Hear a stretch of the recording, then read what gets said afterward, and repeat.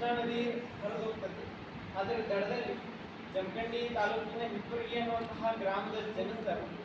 ಪರಮಪೂಜ್ಯರು ಅಲ್ಲಿ ಜನಿಸಿ ಯಾವ ರೀತಿ ವ್ಯಸನ ಮುಕ್ತಿಯನ್ನ ಮಾಡಿದ್ರು, ವ್ಯಸನ ಮುಕ್ತ ಆ ಕಾರ್ಯಕ್ಕೆ ಯಾವ ರೀತಿ ಅವರು ಕೈಯನ್ನ ಜೋಡಿಸಿದ್ರು, ಅವ್ರ ಬದುಕು ಯಾವ ರೀತಿಯಾಗಿ ಜನರನ್ನ ದುಶ್ಚಟದಿಂದ ದೂರವಿರಿಸಬೇಕು, ಜನರು ಸ್ವಚ್ಛ ಬದುಕನ್ನ ಬದುಕಬೇಕು, ಒಳ್ಳೆಯ ನಿರ್ಮಲ ಬದುಕನ್ನ ಸಾಧಿಸಬೇಕು ಅನ್ನೋದನ್ನ ಕುರಿತಾಗಿ ಒಂದೆರಡು ಮಾತನ್ನ ಹೇಳ್ತೀವಿ. ಪರಮಪೂಜ್ಯರು ಬಹಳ ಚಿಕ್ಕವರಿದ್ದಾಗ ಸಂಗಮಬಸವ ಶ್ರೀಗಳು ಅವ್ರ ಗುರುಗಳು ಸೌದಿಯ ಸಂಗಮಬಸವ ಶ್ರೀಗಳು ಅವರ ಒಂದು ದರ್ಶನ ಆಗಿರ್ತದೆ. ಅವ್ರ ಮನೆಗೆ ಹೋಗಿರ್ತಾರೆ, ಮಹಾಂತಪ್ಪ ಅವ್ರ ಮನೆಗೆ ಹೋದಂತ ಸಂದರ್ಭದಲ್ಲಿ ಅವರ ಆ ಒಂದು ತೇಜಸ್ಸು, ಅವ್ರ ಮುಖದಲ್ಲಿರುವಂತಹ ಒಂದು ಪ್ರಸನ್ನತೆಯನ್ನು ನೋಡಿ ನಾವು ಮುಂದಿನ ಮರಿಯಾಗಿ ಸೌದಿ ಮಠಕ್ಕೆ ಜೀವನೆ ಮಾಡ್ತೀವಿ ಅಂತ ಗುರುಗಳು ಅಲ್ಲೇ ಮುಂದೆ ಅವರು ಕೊನೆ ಲಿಂಗೈಕ್ಯ ಆಗುವಂತಹ ಸಂದರ್ಭದಲ್ಲಿ ಅವರೇ ಸ್ವತಃ ಕಾವಿ ಬಟ್ಟೆಯನ್ನು ಹೊಲಿದು ಮಹಾಂತಪ್ಪವರಿಗೆ ಕಾವ್ಯ ಬಟ್ಟೆಯನ್ನು ತೊಡಿಸಿ ಲಿಂಗೈಕ್ಯ ಸಂಗಮಬಸವ ಶ್ರೀಗಳು ಕೊನೆಯ ಅವರು ಲಿಂಗೈಕ್ಯ ಸಂದರ್ಭದಲ್ಲಿ ತಾವೇ ಸ್ವತಃ ಕಾವ್ಯ ಬಟ್ಟೆಯನ್ನು ಹೊಲಿದು ಮಹಾಂತಪ್ಪವರಿಗೆ ತೊಡಿಸಿ ಅವ್ರು ಏನಂತಾರೆ ಅಂದ್ರೆ ಲಿಂಗದೊಳಗೆ ಹಾಕ್ತಾರೆ ಸಂಗಮಬಸವ ಶ್ರೀಗಳು. ಒಂದು ಸ್ವಲ್ಪ ವರ್ಷದಲ್ಲಿ ಆ ಮಠದ ಜವಾಬ್ದಾರಿಯನ್ನ ಮಹಾಂತಪ್ಪಗಳು ಹೊತ್ಕೊಂಡು ವಿದ್ಯಾಭ್ಯಾಸವನ್ನ ಮುಂದುವರಿಸ್ತಾರೆ. ಮತ್ತು ಬಹಳಷ್ಟು ಚಿಕ್ಕವರಿದ್ದಾಗಲೇ ಪ್ರಗತಿಪರ ವಿಚಾರಧಾರಿಗಳು, ಭಕ್ತರ ಸಮೂಹವನ್ನು ಉದ್ಧಾರ ಮಾಡಬೇಕು ಅಂತ ಮುಂದೆ ಅವ್ರಿಗೆ ಏನಂತಂದ್ರೆ ಅವರಲ್ಲಿರುವಂತಹ ನಿಷ್ಠೆ, ಅವರಲ್ಲಿ ಆ ಅಚಲವಾದ ಶ್ರದ್ಧೆ ಅದನ್ನ ಮನಗಂಡು ಚಿತ್ತರಗಿ ಇಳಕಲ್ ಮಠದ ಸಂಸ್ಥಾನ ಮಠದಿಂದ ಕರೆ ಬರ್ತದೆ. ನೀವೇನ್ ಮಾಡ್ಬೇಕು, ನಮ್ಮ ಮಠಕ್ಕೆ ಬಂದು ನಮ್ಮ ಮಠದ ಪೀಠಾಧಿಪತಿಗಳಾಗಿ ನಮ್ಮ ಭಕ್ತರನ್ನೆಲ್ಲ ಮುಂದುವರ್ಸ್ಕೊಂಡು ಹೋಗ್ಬೇಕು ಅಂತ ಕರೆ ಬಂದಾಗ 1970ರಲ್ಲಿ ಎಲ್ಲಿ ಹೋಗ್ತಾರ ಅಂತಂದ್ರೆ ಇಳಕಲ್ ಮಠಕ್ಕೆ ಪೀಠಾಧಿಪತಿಗಳಾಗಿ 19ನೇ ಪೀಠಾಧಿಪತಿಗಳಾಗಿ ಎಲ್ಲಿಗೆ ಹೋಗ್ತಾರು, ಇಳಕಲ್ ಮಠಕ್ಕೆ ಹೋಗ್ತಾರೆ. ಅಲ್ಲಿ ಹೋಗಿ ಒಂದಿಷ್ಟು ವರ್ಷ ಒಳ್ಳೆ ಕಾರ್ಯಗಳನ್ನ ಮಾಡ್ಲಿಕ್ಕೆ ಪ್ರಾರಂಭ ಮಾಡ್ತಾರೆ. ಸಹಜ ವಿನಮ್ರತೆಯಿಂದ ಹೋಗಿ ಒಂದು ಘಟನೆ ನಡೆದಿದ್ದವರು ಈ ಮಹಾಂತ ಜೋಳಿಗೆಯನ್ನ ಜಾರಿಗೆ ತರಲಿಕ್ಕೆ ಒಂದು ಅವ್ರ ಜೀವನದೊಳಗೆ ಒಂದು ಘಟನೆ ಏನ್ ನಡೆದಿತ್ತಂದ್ರೆ, ಅವರು ಅಲ್ಲೇನು ಇಳಕಲ್ ಪಕ್ಕ ಇನ್ನೊಂದು ತಾಲೂಕು ಇದೆ, ಹುಣಗುಂದ ತಾಲೂಕದಲ್ಲಿ ಒಬ್ಬರು ಭಕ್ತರ ಮನೆಗೆ ಪ್ರಸಾದಕ್ಕೆ ಹೋಗಿರ್ತಾರೆ. ಹೋದಂತ ಸಂದರ್ಭದಲ್ಲಿ 1975ರಲ್ಲಿ ಒಂದು ಘಟನೆ ಏನ್ ನಡೆದಿತ್ತು ಅಂತಂದ್ರೆ, ಪೂಜೆ ಪ್ರಸಾದ ಎಲ್ಲ ಮುಗಿಸ್ಕೊಂಡು ಬರುವಂತ ಸಂದರ್ಭದಲ್ಲಿ ನಿಮ್ ಗಂಡನ ಸೇರಿಯವ್ವ ಅಂತ ಹೇಳ್ತಾರೆ. ಅವಾಗ ತಾಯಿ ಹೇಳ್ತಾರೆ, ನಮ್ಮ ಯಜಮಾನರು ಈಗ ಒಂದು ಸ್ವಲ್ಪ ದಿವಸದಿಂದ ತಿರ್ಕೊಂಡ್ ಬಿಟ್ಟಾರ್ರಿ, ಅವ್ರು ನಿಧನ ಹೊಂದಾರ್ರಿ, ಯಾಕೆ ಏನಾಯ್ತು, ಬಹಳ ಕುಡಿತಿದ್ರಿ, ಅತಿಯಾಗಿ ಕುಡಿಯೋದ್ರಿಂದ ಏನಾಯ್ತು ಅಂದ್ರೆ ಅವರು ತಮ್ಮ ಜೀವನವನ್ನೇ ಕಳ್ಕೊಂಡಾರ್ರಿ ಕುಡಿತದಿಂದ ಅಂತ ಹೇಳ್ತಾರೆ. ಅವಾಗ ಮಹಾಂತಪ್ಪರು ಒಂದು 2-3 ದಿನ ಸರಿಯಾಗಿ ಪ್ರಸಾದನೆ ಮಾಡಲ್ಲ, ಒಂದೇ ಚಿಂತೆ ಒಳಗಿರ್ತಾರೆ. ಏನ್ ಮಾಡ್ಬೇಕಪ್ಪ, ಇಷ್ಟೆಲ್ಲ ಜನ ಇನ್ನೂ ಸಣ್ಣ ಇನ್ನೂ ಆ ತಾಯಿ ಸಣ್ಣವ್ರದಾರು, ಮಕ್ಕಳೆಲ್ಲ ಸಣ್ಣ ಮಕ್ಕಳದಾರು, ಈ ರೀತಿ ಕುಡಿದ ಸತ್ವಾದ್ರೆ ಮುಂದಿನ ಕುಟುಂಬವನ್ನು ನೋಡ್ಕೊಂಡು ಹೋಗೋರು ಯಾರು ಅಂತ ಗುರುಗಳಿಗೆ ಚಿಂತೆ ಪ್ರಾರಂಭ ಆಗೈತೆ. ಅವಾಗ ಅಲ್ಲೇ ಏನು ಅವ್ರ ವಿಚಾರಧಾರೆಯಲ್ಲಿ ಬಂದಿದ್ದೇನಂತಂದ್ರೆ ಮಹಾಂತ ಜೋಳಿಗೆ. ಇನ್ನೇನ್ ಮಾಡ್ಬೇಕು, ಜೋಳಿಗೆ ಹಿಡ್ಕೋಬೇಕು, ಭಕ್ತರಿಂದ ದವಸ ಧಾನ್ಯ ಬೇಡಬಾರ್ದು, ಮಣ್ಣು ಮತ್ತೇನ್ ಬೇಡಬಾರ್ದು, ಬಂಗಾರ ವಸ್ತ್ರ ಇವನ್ ಬೇಡಬಾರ್ದು. ಏನ್ ಬೇಡ್ಬೇಕಂದ್ರೆ ಒಂದೇ ಬೇಡ್ಬೇಕು, ಏನು ದುಶ್ಚಟ ಬೇಡ್ಬೇಕು. ಎಲ್ಲಾ ಜನರನ್ನ ವ್ಯಸನ ಮುಕ್ತರನ್ನಾಗಿ ಮಾಡ್ಬೇಕಂತ ಅವತ್ತೇ ಸಂಕಲ್ಪ ತೊಟ್ಟು ಅಲ್ಲಿಂದಾನೇ ಸ್ಟಾರ್ಟ್ ಮಾಡ್ತಾರೆ. ಯಾವ ಹುಣಗುಂದು ತಾಲೂಕದಲ್ಲಿ ಏನ ಘಟನೆ ನಡೆದಿರ್ತೈತಿ ಅಲ್ಲ, ಅಲ್ಲೇ ಜೋಳಿಗೆ ಹಾಕೊಂಡು ಅದೇ ಓಣಿಯಿಂದಾನೇ ಮಹಾಂತ ಜೋಳಿಗೆ ಅಂತ ಪ್ರಾರಂಭ ಮಾಡ್ತಾರೆ. ಮುಂದೆ ಆ ಜೋಳಿಗೆ ಇಲ್ಲ ಅಂತಂದ್ರೆ ಆ ಜಿಲ್ಲೆ ಮತ್ತು ಈ ಕರ್ನಾಟಕ ರಾಜ್ಯ ಮತ್ತು ಹೊರ ರಾಜ್ಯಗಳಲ್ಲಿ ವಿದೇಶದವರೆಗೆ ಹೋಗ್ತೈತಿ. ಒಂದು ವಿದೇಶದಲ್ಲಿ ಒಂದು ಘಟನೆ ನಡೆದೈತಿ. ಒಬ್ಬ ರಾಜ್ಯ ಏನ್ ಮಾಡ್ತಾರಂದ್ರೆ, ಮಹಾಂತಪ್ಪವರು ಮಹಾಂತ ಜೋಳಿಗೆ ಹಿಡ್ಕೊಂಡು ಭಿಕ್ಷಾಟನೆ ಬಂದಿರ್ತಾರೆ. ಒಬ್ಬ ರಾಜ್ಯ ಹಣ ಹಾಕ್ಲಿಕ್ಕೆ ಬರ್ತಾರೆ, ಅಕ್ಕ ಒಂದಿಷ್ಟು ಹಣ ತಗೊಂಡು ಆ ಜೋಳಿಗೆ ಒಳಗೆ ಹಾಕ್ಲಿಕ್ಕೆ ಬರ್ತಾರೆ. ಅವಾಗ ಹೇಳ್ತಾರೆ ಗುರುಗಳು, ಇದು ಹಣ ತಗೊಳ್ಳುವಂತ ಜೋಳಿಗೆ ಅಲ್ಲ, ಇದೇನಂತಂದ್ರೆ ನಿಮ್ಮಲ್ಲಿ ಏನ್ರಿ ಬ್ಯಾಡ್ ಹ್ಯಾಬಿಟ್ಸ್ ಇದ್ರೆ ಹಾಕ್ಲಿ ಅಂತ ಹೇಳ್ತಾರೆ. ಅವಾಗ ಅಜ್ಜಿಗೆ ಕೇಳಿ ದಿಗ್ಭ್ರಾಂತ ಆಕೈತಿ. ನಾವು ಇಷ್ಟು ದಿನ ನೋಡಿದ್ನಿ, ಎಲ್ಲಾರು ಏನಂತಂದ್ರೆ ಫೋಟೋ ತೆಗೆಸ್ಕೊಂತಾರು, ಬಂದವರು ಏನೇನೋ ಬೇರೆ ಬೇರೆ ಇದನ್ನ ಮಾಡ್ತಾರು. ಆದ್ರೆ ಈ ಗುರುಗಳು ಇಷ್ಟು ಒಳ್ಳೆ ಪರಿವರ್ತನೆ ಮಾಡೋದ್ರಿಂದ ಅಜ್ಜಿ ಕಣ್ಣಲ್ಲಿ ನೀರು ಬಂದ್ಬಿಡ್ತಾವ. ಅಂದ್ರೆ ಇಷ್ಟು ಇದು ತಿಳ್ಕೋಬೇಕು ಅಂದ್ರೆ ಎಷ್ಟು ಗುರುಗಳ ಕಳಕಳಿ ಇತ್ತು. ಮತ್ತು ಅಷ್ಟೇ ಅಲ್ಲದೆ ಬಹಳ ಪರಿವರ್ತನೆ. ಒಂದು ಸೌದಿ ಪಕ್ಕ ಒಂದು ಅಲ್ಲೊಂದು ಹಳ್ಳಿ ಇದೆ ಕೊಕಟ್ನೂರ್ ಅಂತ, ಅಲ್ಲಿ ಮಹಾಂತ ಜೋಳಿಗೆಯನ್ನು ತಗೊಂಡು ಹೋಗಿರ್ತಾರೆ. ಅಲ್ಲಿ ಯಾವ ರೀತಿ ಪರಿಸ್ಥಿತಿ ಇತ್ತಂದ್ರೆ, ಸಣ್ಣ ಹೆಣ್ಮಕ್ಳು ಇರ್ತಾರಲ್ಲ, ಅವಾಗ ಮುತ್ತು ಕಟ್ಟುದಂತ ಒಂದು ಆಚರಣೆ ಇತ್ತು. ಅವ್ರನ್ನ ಏನ್ ಮಾಡೋದಂದ್ರೆ ದೇವದಾಸಿ ಪದ್ಧತಿ ಬಿಟ್ಕೊಡೋದು. ಅವಾಗ ಗುರುಗಳು ಅಲ್ಲಿ ಹೋದಂತ ಸಂದರ್ಭದಲ್ಲಿ ಎಲ್ಲರೂ ಓಡ್ಲಿಕ್ಕೆ ಬಿಡ್ತಾರೆ, ಅಲ್ಲಿದ್ದವ್ರು ಜನ ಎಲ್ಲ ಗುರುಗಳು ಬಂದಾರಂತ ಕೇಳಿದ್ಗೆ.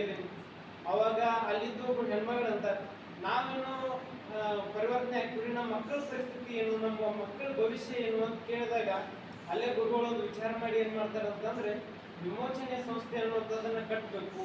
ಅದು ಅಥಣಿ ತಾಲೂಕದಲ್ಲಿ ಪಾಟೀಲ್ ಅನ್ನುವಂಥವ್ರು ಅದನ್ನ ಏನ್ ಮಾಡ್ತಾರೆ ಅಂದ್ರೆ ನಡ್ಸ್ಕೊಂಡು ಹೊಂಟ್ರು. ವಿಮೋಚನೆ ಸಂಸ್ಥೆಯನ್ನ ಕಟ್ಟಿ ಗುರುಗಳು ತಮ್ಮ ಹತ್ರ ಇದ್ದುದು ಕಾಣಿಕೆ ಎಲ್ಲ ಅವ್ರಿಗೆಲ್ಲ ಕೊಟ್ಟು ಅವ್ರದೇ ಒಂದು ಸ್ವಂತ ಜಾಗದಲ್ಲಿ ಏನ್ ಶುರು ಮಾಡ್ತಾರೆ ಅಂದ್ರೆ ಒಂದು ಶಾಲೆಯನ್ನು ಕಟ್ತಾರೆ. ಹೀಗೆ ಬಹಳಷ್ಟು ಶೈಕ್ಷಣಿಕವಾಗಿ ಬಹಳಷ್ಟು ಕಾರ್ಯಗಳನ್ನ ಮಾಡಿದ್ದಾರೆ ಪರಮ ಪೂಜ್ಯರು. ಅಷ್ಟೇ ಅಲ್ಲದೆ ಅಪಾರ ಏನಂತಂದ್ರೆ ಒಂದು ತತ್ವದ ಮೇಲೆ ನಿಷ್ಠೆ. ಅಷ್ಟೇ ಈ ಕಡೆ ಮಹಂತ ಜೋಳಿಗೆ ಎಷ್ಟು ನಿಷ್ಠೆಯಿಂದ ಮುಂದುವರ್ಸ್ಕೊಂಡು ಹೋಗಿದಾರಲ್ಲ, ಅಷ್ಟೇ ತತ್ವದ ಮೇಲೆ ಅಷ್ಟೇ ಗಟ್ಟಿತನ. ಏನೇ ಆಗಲಿ ಬಸವ ತತ್ವ ಗಟ್ಟಿಯಾಗಿ ಬೇರು ಯಾರೇ ಇರಲಿ ಅವರು MP-ನೇ ಇರಲಿ MLA-ನೇ ಇರಲಿ ನೇರವಾಗಿ ಬೈದು ಬಿಡ್ತಿದ್ರು. ಏನು ಯಾರು ನೀವು ಕೇಳೋರು ಅಂತಂದು ಸಹಜವಾಗಿನೇ ಅವ್ರಿಗೆ ಏನ್ರ ತತ್ವ ಧಕ್ಕೆ ಬರುವಂಗ ಯಾರೇ ಮಾತಾಡಿದ್ರು ಅಂತಂದ್ರೆ ಏನು ಗುರುಗಳು ಹಿಂದ್ ಮುಂದೆ ನೋಡ್ತಿಲ್ಲಾಗಿದ್ರು. ಯಾರೇ ಇರಲಿ ಅವ್ರು ಖಂಡಿತವಾಗಿ ತಮ್ದು ಏನ್ ನುಡಿಯುತ್ತಲ್ಲ ಸಹಜವಾಗಿ ನೋಡಿದ್ ಬಿಡ್ತಿದ್ರು.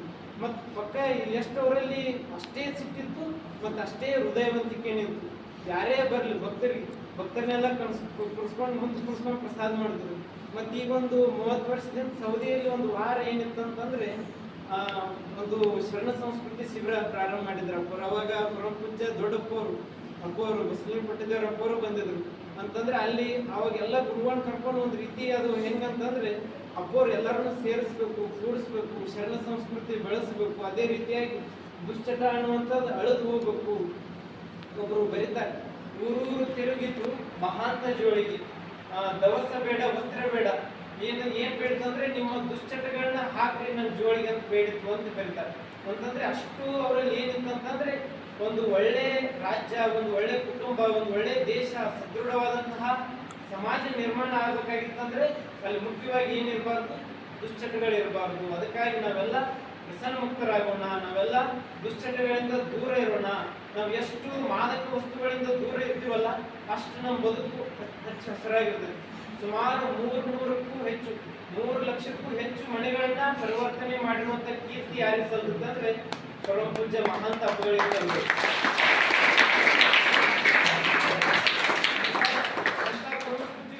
ಎಷ್ಟು ಮತ್ತು ಇದು ಒಂದೇ ಅಲ್ಲ, ದುಶ್ಚಟ ಅಲ್ಲ, ಯಾವ ಜಾತೀಯತೆ ಕುಡುಗಿತ್ತು, ಉಚ್ಚ ಕುಲದವರನ್ನಷ್ಟೇ ಮುಂದೆ ತರಬೇಕು, ಈ ರೀತಿ ಎಲ್ಲ ಕುಡುಗಿತ್ತು.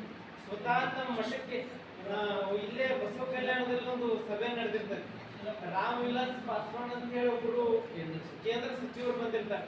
ಅವಾಗ ಅವ್ರು ವೇದಿಕೆ ಮೇಲೆ ಕೇಳ್ತಾರೆ, ನೀವು ಇರೋ ಸ್ವಾಮಿಗಳಲ್ಲಿ ಯಾರಾದ್ರೂ ಕೆಳವರ್ಗದ ಗುರುಗಳನ್ನ ಅವ್ರಿಗೆ ಸಂಸ್ಕಾರ ಕೊಟ್ಟು ಪೀಠಕ್ಕೆ ಮಾಡ್ತೀರೇನೋ ಅಂತ ಪ್ರಶ್ನೆ ಇಟ್ಬಿಡ್ತಾರೆ. ಅವಾಗ ಮಾಂತಪ್ಪವ್ರಿಗೆ ಎದ್ದು ನೇರವಾಗಿ ಹೇಳ್ತಾರೆ, ನಾನು ಒಂದಿಷ್ಟು ಜನ ಮಾಡೇ ಮಾಡ್ತೀನಿ, ಒಳ್ಳೆಯ ಸಂಸ್ಕಾರಯುತವಾದಂಥ ಒಟ್ಟುಗಳನ್ನ ಹುಡುಕಿ ಅವ್ರಿಗೆ ನಾನು ಪೀಠಕ್ಕೆ ಮಾಡೇ ಮಾಡ್ತೀನಿ ಅಂತ ಛಲ ತೊಟ್ಟು ಅವರು ತಮ್ಮ ಸ್ವಂತ ಪೀಠಕ್ಕೆ ಮಾಡೋದು ಅಷ್ಟೇ ಅಲ್ಲದೆ ಸಿದ್ದೇನಕೋಟೆ ಚಿತ್ರದುರ್ಗದಲ್ಲಿ ಇರುವಂತಹ ಬಸವಲಿಂಗ ಮಹಾಸ್ವಾಮಿಗಳಂತದ ಅವರನ್ನ ಮೊಳಕಾಲ್ಮೂರದಲ್ಲಿ ಒಂದು ವಿಶೇಷ ಪೀಠ ಕಟ್ಟಿ ಗುರುಗಳಲ್ಲಿ ಏನ್ ಮಾಡಿದ್ರು, ಪೀಠಾಧಿಪತಿಗಳನ್ನ ಮಾಡಿದ್ರು. ಮತ್ತೆ ಅಲ್ಲೇ ಇಳಕಲ್ ಪಕ್ಕದಲ್ಲಿ ಲಿಂಗಸೂರು ಅನ್ನುವಂತ ಒಂದು ಊರೈತಿ. ಈಗ ಲಂಬಾಣಿ ಜನಾಂಗದ ಒಬ್ಬರು ಗುರುಗಳು ಅವರನ್ನ ಸಿದ್ಧಲಿಂಗ ಮಹಾಸ್ವಾಮಿಗಳು ಅಂತಂದು ಅವ್ರಿಗೆ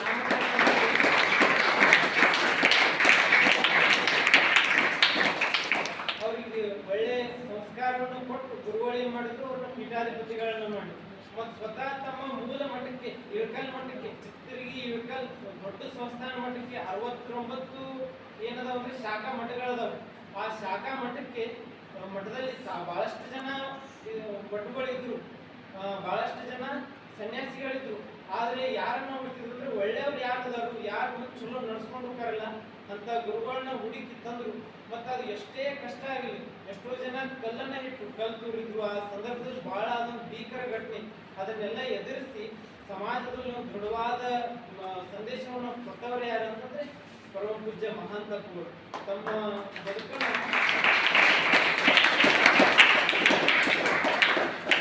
ಯಾವ ರೀತಿ ಒಂದು ದೀಪ ಕೊನೆಯವರೆಗೂ ಉಳಿದು ತನ್ನ ತಾನೇ ಸುಟ್ಕೊಂಡು ಜಗತ್ತಿಗೆ ಬೆಳಕನ್ನು ಕೊಡ್ತೈತಲ್ಲ, ಒಂದು ರೀತಿ ಊದಿನ ಕಡ್ಡಿ ತನ್ನನ್ನೇ ಕಳ್ಕೊಂಡು ಜಗತ್ತಿಗೆ ಸುವಾಸನೆಯನ್ನು ಕೊಡ್ತೈತಲ್ಲ, ಅದೇ ರೀತಿಯಾಗಿ ಯಾವ ರೀತಿ ಶ್ರೀಗಂಧ ತೇಯ್ದು ತನ್ನತನವನ್ನು ಕಳ್ಕೊಂಡು ಜಗತ್ತಿಗೆ ಸುಗಂಧವನ್ನು ನೀಡ್ತೈತಲ್ಲ, ಆ ರೀತಿಯಾಗಿ ಪರಮ ಪೂಜ್ಯ ಮಹಾಂತಪ್ಪಗಳು ತಮ್ಮ ಬದುಕನ್ನ, ತಮ್ಮ ಆರೋಗ್ಯವನ್ನ ಸಮಾಜ ಕೊಟ್ಟು ಸಮಾಜವನ್ನ ಪರಿವರ್ತನೆ ಮಾಡಿದ್ರು.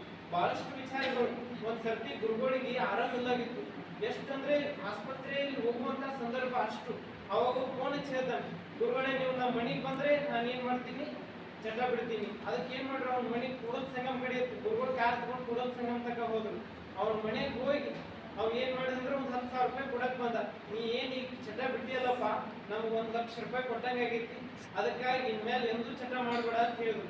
ಮತ್ತು ಗುರುಗಳು ತಮ್ಮ ಜೀವನ ತುಂಬಾ ದುಶ್ಚಟಗಳನ್ನ ಬಿಡಿಸೋದಕ್ಕಾಗಿ ತಮ್ಮ ಬದುಕನ್ನೇ ತೆಗೆದಾಗ ಅಂತ ಗುರುಗಳಿಗೆ ಅಪ್ಪೋರು ಇವತ್ತು ಈ ಮಠದಲ್ಲಿ ಎಲ್ಲೆಲ್ಲಿ ಒಂದೊಂದ್ ಕಡೆ ಅದು ಒಮ್ಮೆ ಏರಿತಿದ್ರು.